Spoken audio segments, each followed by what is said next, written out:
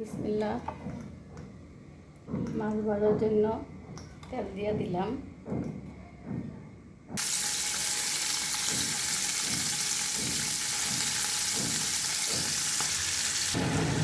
মাছ ভাজা হয়ে গেছে, পেঁয়াজ দিলাম। এখন দিয়ে দিব তেল, 2 চামচ পরিমাণ তেল দিলাম। 1 চামচ পরিমাণ লবণ দিলাম।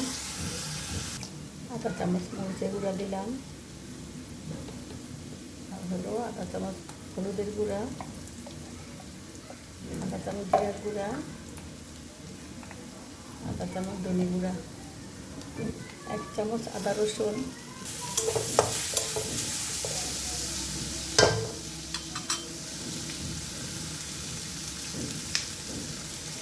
কাঁচামরিচ আর তেজপাতা দিয়ে দিলাম।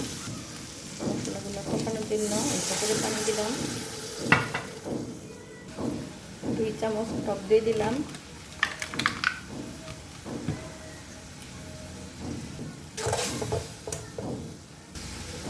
কয়েক টুকরা টমেটো দিলাম। মশলা কষানো হয়ে গেছে, মাছগুলো দিয়ে দিলাম। এখন দিয়ে দিব পানি।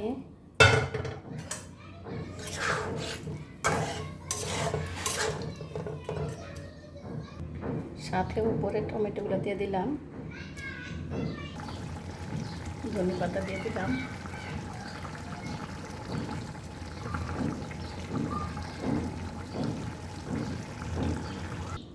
হয়ে গেছে মাছ তরকারি।